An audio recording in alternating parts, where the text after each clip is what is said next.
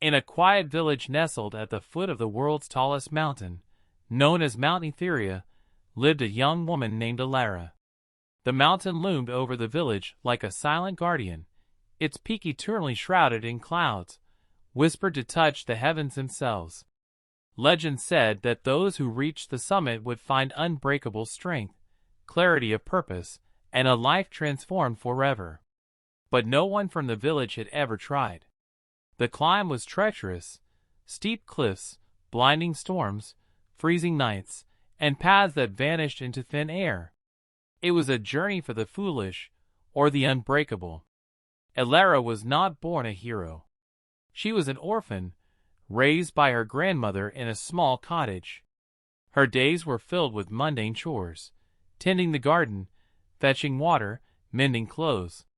She dreamed quietly of more, sketching distant lands in the dirt with a stick, but life had taught her to keep dreams small.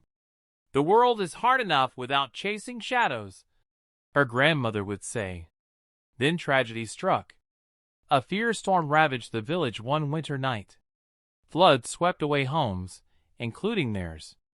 Elara's grandmother, frail and elderly, didn't survive. In one cruel moment, Elara lost everything: her only family, her home, her sense of safety. She wandered the ruins, numb, questioning why life seemed designed to break the innocent. In the aftermath, as the village rebuilt, Elara felt a fire ignite within her. Not anger, but resolve. Staring up at Mount Etheria, she made a vow. "If life wants to break me, I'll climb higher than it can reach. I'll find strength no storm can take away." The villagers laughed when she announced her plan. "You're just a girl with no experience," they said. "Many stronger than you have turned back, or worse." But Elara packed a small bag: rope, a knife, dried food, her grandmother's old cloak. She left at dawn, alone. The first days were deceptively easy. Gentle slopes through pine forests, fresh streams for water. Elara felt invincible, her grief fueling each step. "This is for you, grandmother," she'd whisper. But as she ascended, the path grew steeper. The air thinned, making every breath a battle. On the 5th day, disaster hit. A narrow ledge crumbled under her foot. She plummeted into a ravine, tumbling down rocky slopes. When she stopped, pain exploded through her body: broken ribs, a twisted ankle, bloodied hands. She lay there in the dark, staring at the stars, thinking this was the end. "Why fight?" a voice in her head whispered. "Give up. Rest." But then she remembered her grandmother's words during hard times. "Falling doesn't define you. Getting up does." Tears streaming, Elara dragged herself up. She bandaged her wounds with strips of cloth, fashioned a crutch from a branch, and continued, one painful step at a time. Weeks turned into months. Elara faced blizzards that buried paths in snow, forcing her to dig tunnels with her bare hands. She encountered wild animals, learning to move silently and respectfully through their domain. Hunger gnawed at her when food ran low. She foraged berries and roots, discovering resilience she never knew she had. One night, camped in a cave, doubt crept in deeper than ever. She hadn't seen another soul in weeks. The peak seemed no closer. "Am I fooling myself?" she cried out to the emptiness. In that moment of despair, she found an old inscription on the cave wall, carved by a previous climber. "The mountain doesn't test your strength, it reveals it. Keep going." Inspired, Elara pressed on. But the greatest challenge awaited: the Wall of Echoes, a sheer vertical cliff that echoed every sound, disorienting climbers with their own fears amplified. As she began the ascent, ropes straining, the echoes started, voices from her past. "You're weak. You'll fail like always. No one cares if you succeed." They were her own doubts, magnified. Her arms burned, fingers slipped on icy holds.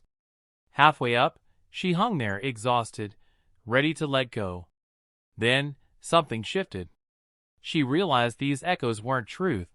They were just noise from old wounds. "No," she shouted back. "I am stronger than my past."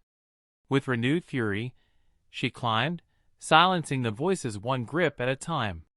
At the top of the wall, something miraculous happened. She found another climber, a man named Kale, stranded and injured from a fall. He was an experienced mountaineer from a faraway land, who had attempted the summit years ago and failed, vowing never to return. But life had pulled him back. Elara could have left him. Her own journey was hard enough. But she remembered her loneliness in the ravine. "We climb together now," she said. She shared her food, helped splint his leg, and they continued as a team.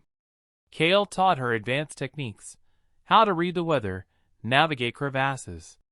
In return, Elara shared her unyielding spirit, reminding him why he once dreamed of the peak.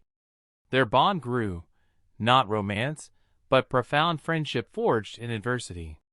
They laughed around campfires, shared stories of loss, and motivated each other through the darkest nights. As they neared the summit, the final trial came, the storm veil, a perpetual blizzard guarding the top.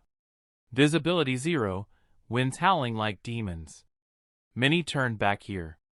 Kale, haunted by his past failure, hesitated. "I can't," he admitted. Elara took his hand. "You already have. We've come this far because we lift each other.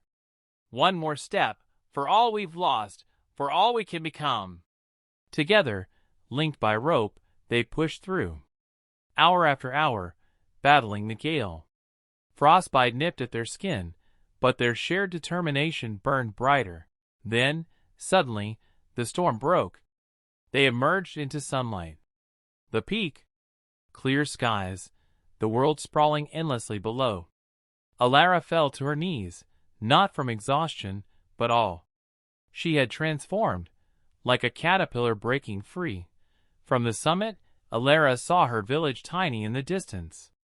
But more importantly, she saw her life clearly.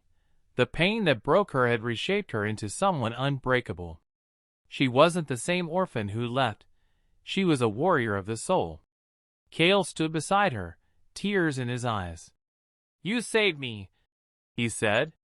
"No," Elara replied. "We saved each other. And now we descend to help others climb. They return to the village as legends." Elara built a new home, but more than that, she started guiding others. Teaching that the greatest mountains are inside us, fear, loss, doubt. And the climb? It's worth every scar. Years later, villagers who once laughed now reached the peak, inspired by her story. Elara's life became a beacon, proof that from the deepest ashes, we can rise to eternal heights. And whenever storms came, Elara would look up at Mount Etheria and smile. The mountain hadn't given her strength. It had shown her she always had it. The moral: your greatest challenges are not meant to destroy you. They are the forge that reveals your true power.